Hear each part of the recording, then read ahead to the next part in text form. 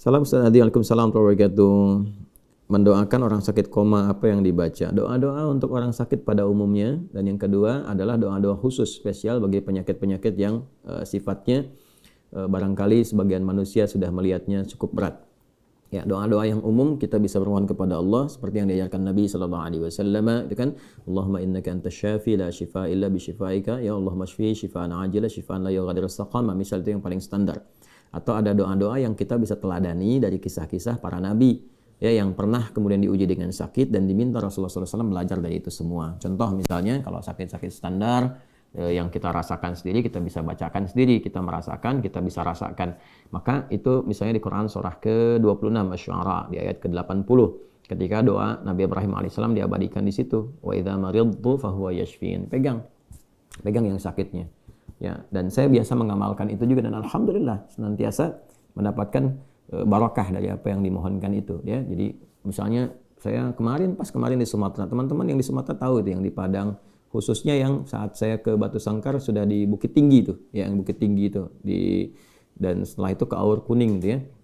Itu kan teman-teman tahu sendiri ya, suara itu hampir hilang gitu, dan ada satu momentum yang benar-benar hampir hilang. Ya, di Kalimantan bahkan hilang sama sekali. Waktu itu pernah saya ke Kalimantan, mudah-mudahan teman-teman insya Allah kita rencanakan sana lagi. Itu hilang betul, mau ta'lim hilang.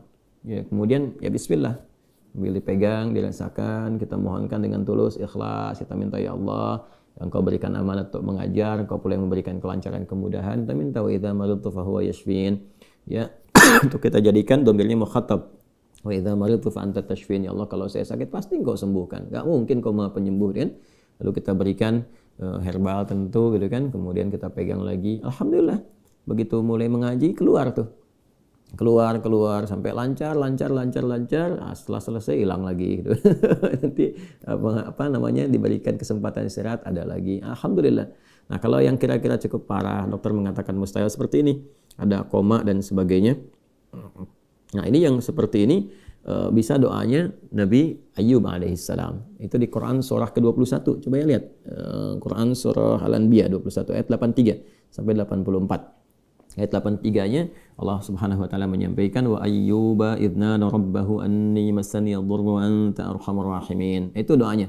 Ya, dan aku buka, kata Allah, kisah Ayyub alaihissalam, dan belajarlah dari kisah Ayyub alaihissalam ketika beliau diuji dengan penyakit. Penyakitnya dulu ya disimpulkan bahwa tidak sulit untuk bisa mengatasinya. Tidak ada orang yang pernah mengalami itu, dan tidak ada orang yang diuji dengan itu setelahnya. Artinya akan melebihi apa yang diuji orang-orang kekinian. Ya, dan nggak terlukiskan kekinian oleh kita. Banyak riwayat menyebutkan apa jenis penyakitnya, tapi secara intinya medis sudah angkat tangan, sudah give up, nggak bisa ini. Maka apa yang terjadi ketika manusia sudah mengatakan nggak mungkin, ini tanda dari Allah supaya kita langsung memohon kepadanya.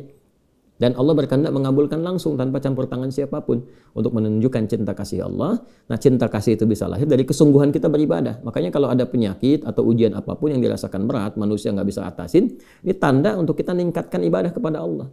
Ya, kalau udah diberikan begitu belum mendekat kepada Allah juga, bagaimana lagi diberikan cara untuk mengenal Allah, untuk bertakarub kepada Allah. Maka di antara doanya dibacakan yang tadi, Anni masani yadhurru wa anta arhamur rahimin. Itu kan untuk pribadi. Kalau untuk orang lain bisa dikatakan annahu, ya kan, masanihi dhurru wa anta arhamur rahimin. Tapi kalau kita mau bacakan full ayatnya begitu nggak apa-apa, diniatkan ibadah. Bacakan dalam sujud sambil tahajud malam, bacakan di sampingnya, minta sama Allah dengan kesungguhan, lalu didorong dengan sedekah, ya kan, dengan kebaikan-kebaikan. Niatnya untuk itu. Apa yang terjadi? Fastajabna, ya, fastajabna lahu fakashafna ma bihi min dhur ma lahu min dhurrin, ya, wa atainahu ahlahu wa mithlahum ma'ahum rahmatan min indina wa dzikra lil 'abidin. Lihat ujung ayatnya. Jadi menerjemahkannya, kita terjemahkan, maka kami langsung jawab doanya.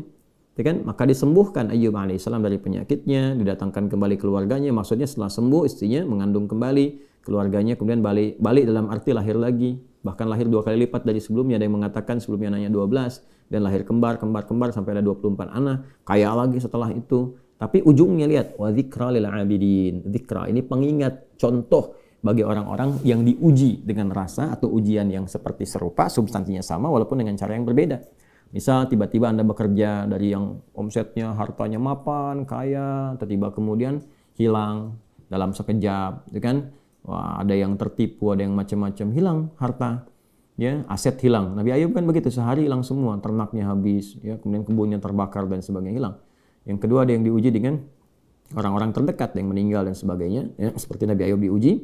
Ya, kemudian yang ketiga dengan penyakit. Nah, kalau dia diuji itu dan memang sudah parah, orang mengatakan ini mustahil, maka apa yang dilakukan? Yaitu wa dzikra lil abidin. Abidin itu jamak dari kata abid. Abid itu orang yang meningkatkan ibadah kepada Allah. Maka kalau sedang diuji, kembali kepada Allah. Ya, kalau sedang kena musibah, kembalikan kepada Allah. Nah, itu yang dimaksud Al-Baqarah ayat 156. Alladzina idza asabathum musibah qalu inna lillahi wa inna ilaihi raji'un. Kalau sedang diuji dengan apapun, kesenangan ataupun rasa duka, maka sadari diri, ini dari Allah, semua cuma titipan. Ya, semua ini diuji supaya kita lebih kuat lagi, supaya kita lebih mampu mengeluarkan kemampuan yang lebih hebat, supaya lebih dekat dengan Allah. Maka disadari. Kalau sudah sadar, segera lakukan pendekatan. Lakukan pendekatan kepada Allah, tingkatkan ibadah, ya, mohon doa, sabar jalan itu sabar dulu. Sabar itu bukan diam, sabar itu terima sebagai ujian, ambil hikmahnya, tingkatkan ketaatan. Jadi kita bisa bangkit lagi, move on. Ya, setelah itu apa yang terjadi? Ayat 157-nya, ulaika alaihim salawatu mir rabbihim. Orang-orang yang demikian menerima dengan sabar, lalu dia alihkan energinya untuk berbuat yang positif, dia tingkatkan ketaatan, dia bangun tahajud, dia berdoa, dan seterusnya. Maka kata Allah, itu dipuji orang ini, dipuji Allah. Ya, wa rahmah, dirahmati oleh Allah. Begitu dirahmati, wa ulaika humul muhtadun, dan kemudian diberikan petunjuk oleh Allah untuk mengatasi persoalan yang sedang dia hadapi. Kadang-kadang langsung oleh Allah diberikan pancaran kemuliaannya.